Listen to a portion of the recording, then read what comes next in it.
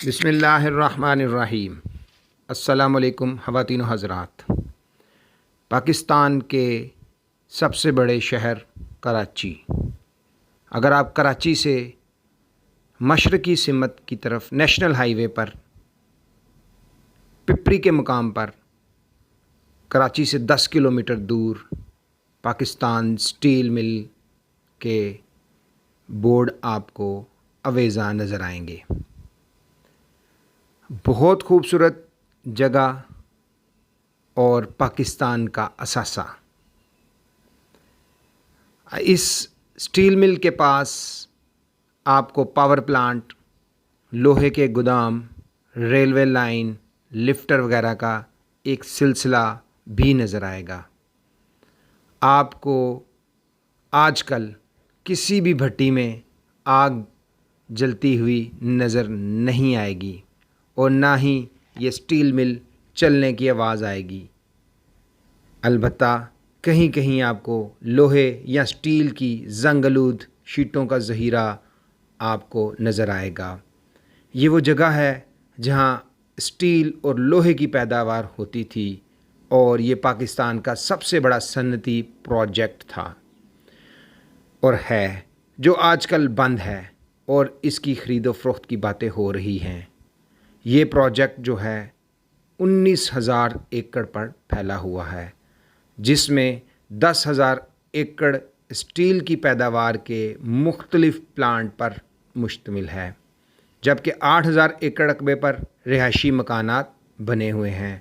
200 ایکڑ پر ایک پانی کا ذخیرہ بھی موجود ہے، اور یہی جو اس کی جگہ ہے، یہ بھی آج کے موجودہ سیاستدانوں کو اور جو ارباب اقتدار ہیں یا دیگر جو پراپرٹی ٹائکونز ہیں، ان کی نظریں اس پر موجود ہیں۔ عزیزان گرامی، ہم اس کی ہسٹری، تاریخ کو دیکھتے ہیں۔ جب پاکستان نے اپنے پہلے 5 سالہ منصوبے کا آغاز کیا تھا، جو پاکستان نے سائنسی اور صنعتی کونسل کے نام سے ایک ادارہ بنایا تھا، تو اس ادارے نے پاکستان کے لیے ایک سٹیل مل کی ضرورت کا خیال پیش کیا۔ یہ 1950s کی بات ہے، جب روسی وزیر اعظم نے پاکستان کے وزیر اعظم حسین شہید سہروردی کے ساتھ اس موضوع پر تبادلہ خیال کیا۔ پھر اس پہ جنرل محمد یحییٰ خان نے اس میگا پروجیکٹ کی منظوری دے دی، جو کہ عرصہ 20 سال لگے اس انتہائی اہم منصوبے کے آغاز کے لیے، جس کے بعد Pakistan steel mills corporation limited ایک کمپنی کی شکل میں قائم کی گئی، جسے سندھ میں تعمیر کیا گیا۔ اس منصوبے کی تعمیر و تکمیل کے لیے پاکستان نے مالی اور تکنیکی امداد کے لیے پہلے امریکہ سے اور پھر روس کی طرف اپنی پیشکش کی۔ امریکہ نے اس پیشکش کو قبول نہ کیا اور روس جو ہے اس کے لیے تیار ہو گیا۔ چنانچہ 1969 یعنی کہ 1969 میں روس اور پاکستان کے درمیان اس منصوبے کے قیام کا سمجھوتا ہوا، اور 1971 میں روس کی طرف سے مالی اور تکنیکی امداد کا بھی معاہدہ ہوا۔ اس طرح ذوالفقار علی بھٹو نے 30 دسمبر 1972 کو اس سٹیل مل کا افتتاح کیا، جس کے بعد روسی انجینئرز، ماہرین اور ٹیکنیکل اسٹاف نے پاکستان آ کر سٹیل مل کے انجینئرز، اسٹاف اور ملازمین کو ٹریننگ دی۔ سینکڑوں انجینئرز اور ملازمین ٹریننگ کے لیے روس بھی بھیجے گئے۔ تکنیکی اعتبار سے سٹیل مل کا اہم حصہ بلاسٹ فرنس، جہاں کا درجہ حرارت بہت زیادہ ہوتا ہے اور جہاں پر کچھ دھات سے لوہا اور اسٹیل بنتا ہے، 14 اگست 1981 کو پہلی بلاسٹ فرنس نے کام شروع کیا۔ اس طرح پاکستان لوہے اور سٹیل تیار کرنے والے ممالک میں شامل ہو گیا، جبکہ سٹیل ملز کی مختلف فیکٹریوں، بھٹیوں اور آبی ذخیرہ کرنے کے مراکز کی تکمیل 15 جنوری 1985 کو جنرل محمد ضیاء الحق کے ہاتھوں ہوئی۔ وقت گزرنے کے ساتھ جو حال دوسرے سرکاری اداروں کا ہوتا گیا، وہی اسٹیل مل کا ہوا۔ بڑی بدقسمتی تھی کہ پاکستان کے حکمران میاں محمد نواز شریف لوہے کے کاروبار سے ہی وابستہ تھے اور ان کی اتفاق فاؤنڈری دن دگنی رات چگنی ترقی کر رہی تھی، لیکن جو قومی اثاثہ، جو سب سے بڑا قومی صنعتی یونٹ اسٹیل مل تھا، وہ روز بروز دگرگوں کی صورتحال اور خسارے میں جاتا گیا۔ بڑی تعداد میں سیاسی بنیادوں پر ملازمین کی بھرتیاں ہوئیں۔ کرپشن، بے ایمانی اور ناقص کارکردگی نے اس میگا پروجیکٹ کو برباد کر دیا۔ اس میں ایک میڈیکل کے شعبے میں بھی کروڑوں کا غبن ہونے لگا۔ اشیاء اور خام کی خریداری میں کرپشن عروج پر تھی۔ وہ اسٹیل مل جس کی پیداواری صلاحیت 1.1 سے لے کر 5 ملین ٹن لوہے کی تھی، نصف پر آ گئی اور یہ جو ادارہ تھا یہ خسارے میں چلا گیا۔ ان حالات کو دیکھ کر اس وقت کے وزیر اعظم یعنی کہ سال 2006 میں شوکت عزیز نے جنرل پرویز مشرف کی ہدایت پر اسٹیل مل کی نج کاری کا فیصلہ کیا۔ اس سلسلے میں اس کے لیے ایک پورا پروگرام تشکیل دیا گیا۔ 3 بڑے گروپ جو تھے وہ اس میں شامل ہونے کو تیار ہو گئے۔ اس میں سعودی عرب کا اتواری گروپ، اور وہ اسٹیل ملز کے ساتھ ایک اور مل لگانا چاہتا تھا۔ اس نے $300 ملین کی سرمایہ کاری کی بھی پیشکش کر دی۔ دوسرا ایک روسی گروپ تھا، جبکہ تیسرا پاکستانی یعنی عارف حبیب گروپ تھا۔ لیکن اس سے پہلے کہ یہ نجکاری کا عمل پورا ہوتا، ایک وطن پارٹی جو تھی اس نے عدالت سپریم کورٹ میں اس عمل کے خلاف پٹیشن دائر کر دی۔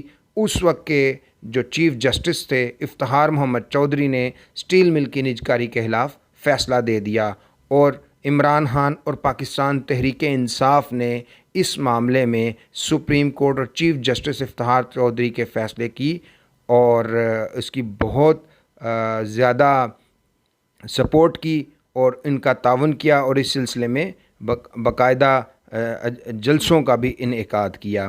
اسٹیل مل کی نجکاری کے فیصلے کے خلاف جو آرڈر دیا گیا تھا، اس کے اندر اس معاملے کو مشترکہ مفادات کی کونسل میں دوبارہ لے جایا گیا۔ اس وقت کے جو معروف قانون دان تھے جناب خالد انور نے سپریم کورٹ کے فیصلے کے خلاف نظر ثانی کی اپیل دائر کر دی، جو ایک عرصے تک سنی ہی نہیں گئی، بلکہ ان کی غیر موجودگی میں اس اپیل کو مسترد کر دیا گیا۔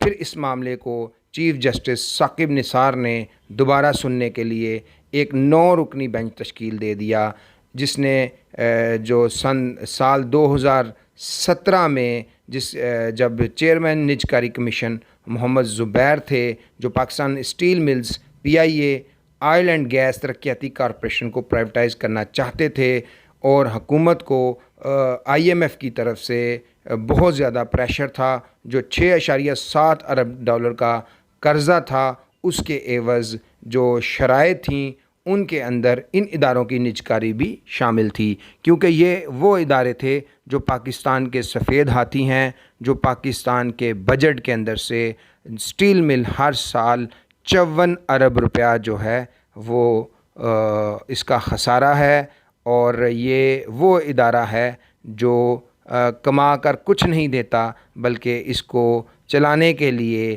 54 ارب روپے اپنی پاکٹ سے چاہیے ہوتے ہیں۔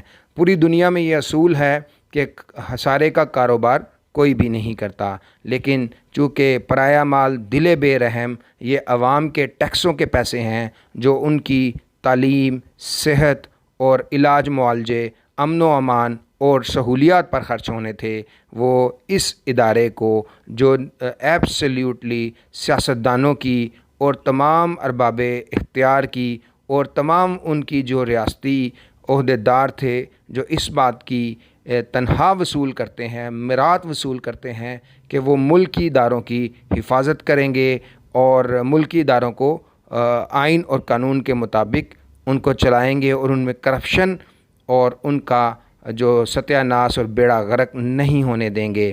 تو جو تھے اس کی جو نجکاری تھی، اس کے خلاف بھی سیاسی مخالفت کی وجہ سے یہ نجکاری کا عمل مکمل نہ ہو سکا، اور اب حکومت جو ہے، موجودہ حکومت جو ہے، وہ جو جب وہ اپوزیشن میں تھی اور گزشتہ سالوں میں جب وہ اس مسئلے کے خلاف بات کرتی تھیں، آج وہ اس مسئلے کو دوبارہ اجاگر کر رہی ہیں۔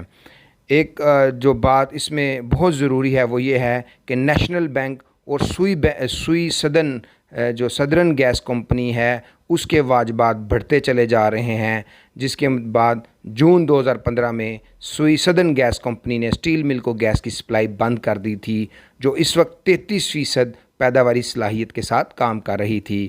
اسی طرح جولائی 2017 تک اسٹیل ملز کا خسارہ جو تھا 177 ارب تک پہنچ گیا تھا۔ ایک دوسرے اندازے کے مطابق اس وقت ہر ماہ 1.4 ارب روپے کا خسارہ ہو رہا ہے۔ پچھلے دنوں حکومت نے 18.5 ارب روپے کا ایک بیل آؤٹ پیکج دیا تھا تاکہ ضروری اخراجات پورے ہو سکیں اور ملازمین کو تنخواہیں ادا کی جا سکیں۔ اس طرح پاکستان اسٹیل کو اب 30 سال پر لیز پر دینے کی بات بھی چل رہی ہے، لیکن اس کے لیے پاکستان کی حکومت کو 180 ارب روپے کے واجبات کلیئر کرنا ہوں گے۔ بظاہر ایسا لگتا ہے اور موجودہ صورتحال کے مطابق حکومت ایسا نہیں کر پائے گی، اور اپنی ہی غلطیوں سے جب یہ اپوزیشن میں تھی اس ادارے کو نجکاری کر دی جانی چاہیے تھی، تاکہ یہ جو ملک پر 177 ارب روپے کا اضافی بوجھ ہے اور جو ہر سال بجٹ خسارے میں 54 ارب روپے کا یہ جو خسارہ اس ادارے کی وجہ سے سامنے آتا ہے، اس سے بھی گورنمنٹ کی جان چھوٹ جانی تھی۔ تو عزیزان گرامی، یہ صرف اور صرف نااہلیت، نالائکی اور پرایا مال دل بے رحم والا ہے۔ اس میں جب تک عوام اپنے اثاثوں کو، کیونکہ یہ تمام اثاثے عوام کی ملکیت ہیں، پاکستانی عوام کی ملکیت ہیں، اور اگر پاکستانی عوام اپنے ان اثاثوں کو اسی طرح جس طرح وہ اپنے گھر کے اور اپنے ذاتی اثاثوں کی حفاظت کرتی ہے نہیں کرے گی، تو یہ جو سیاستدان ہیں یا جو دوہری شہریت کے حامل ہمارے حکومتی عہدیدار ہیں، ریاستی عہدیدار ہیں، یہ اسی طرح ہی ہمارے قومی اداروں کو برباد کرتے رہیں گے اور اپنے ذاتی کاروباروں کو پروموٹ کرتے رہیں گے۔ ہم اللہ سے دعا کرتے ہیں کہ اللہ تعالیٰ جو لوگ بھی اپنے فرائض منصبی کو اور اپنی امانت میں خیانت کرتے ہیں، ان کا اللہ تعالیٰ ان کی نسلوں کا اور ان کا بیڑا غرق کرے اور پاکستان کو ترقی اور خوشحالی کی شاہراہ پر گامزن کرے۔ Thank you very much. السلام علیکم۔